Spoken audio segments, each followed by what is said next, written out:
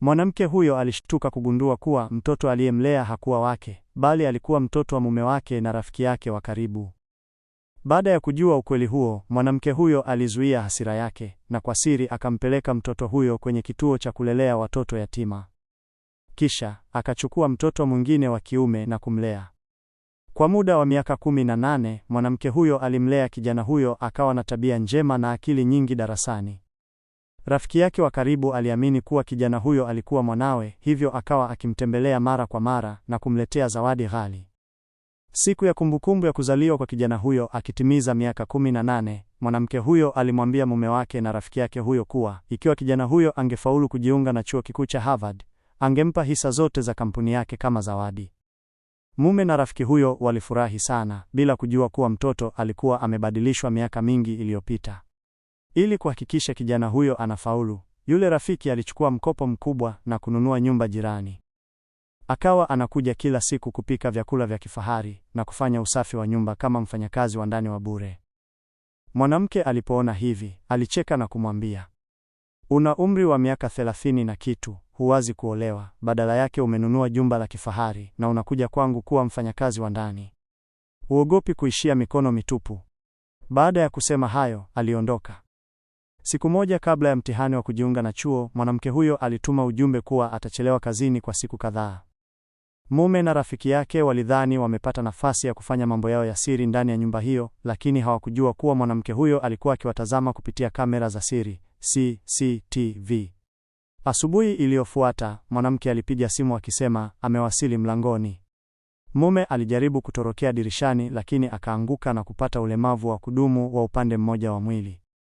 Pamoja na hayo, kijana huyo alifanikiwa kujiunga na Harvard.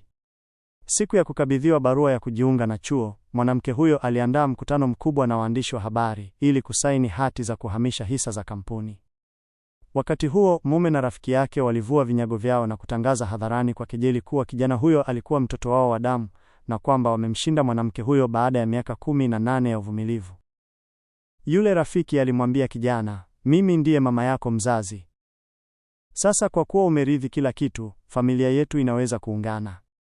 Wageni wote walisikitika kwa niaba ya mwanamke huyo, lakini yeye hakuonekana kuwa na huzuni. Badala yake, alitabasamu kwa kejeli na kusema kuwa alijua ukweli wote tangu miaka 18 iliyopita. Sababu ya yeye kufanya yote hayo na kumlea mtoto huyo ambaye si wao, ilikuwa ni kuhakikisha mume wake na rafiki yake wanalipa gharama kubwa na yenye maumivu kwa usaliti wao. Msaada. Kisasi cha miaka 18 na usaliti. Ili kulipiza kisasi cha usaliti wa mume wake na rafiki yake wa karibu, mwanamke huyo alitumia miaka 18 akipanga njama. Wakati ulipofika, alitoa mkataba wa kuasili aliokuwa ameuandaa mapema, ili kuthibitisha kuwa mtoto aliyemwasili hakuwa mtoto wa mume wake na rafiki yake huyo. Wakati mume alipoona mkataba huo, alipigwa na butwaa. Hakuweza kuamini kuwa hii ilikuwa kweli. Kwani, miaka 18 iliyopita, yeye na rafiki yake wa karibu walikuwa wamempeleka mwanao kwenye kituo cha watoto yatima, kisha wakamdanganya mwanamke huyo amwasili mtoto wao. Walipanga kumruhusu mwanao arithi utajiri wa mwanamke huyo atakapokuwa, ili familia yao yote iweze kuishi kwa furaha pamoja. Hawakujua kuwa mwanamke huyo alikuwa ameshaiona njama yao tangu zamani. Alipogundua kuwa wawili hao walikuwa wamemsaliti kwa wakati mmoja, hakuwafichua mara moja. Badala yake, alienda kwenye kituo kingine cha watoto yatima na kupata mtoto mwingine aliyefanana na mwanao. Alimleta mtoto huyo nyumbani na kumwasili. Mume na yule rafiki wa karibu walimdhani mtoto huyo kuwa ni mwanao na wakatumia miaka 18 kumpa huduma na upendo. Hawakutarajia kuwa baada ya kijana huyo kurithi utajiri wa yule mwanamke huyo angefunua kuwa watoto hao wawili walibadilishwa, akithibitisha kuwa kijana huyu hakuwa mwanao. Mume alifikiri mwanamke huyo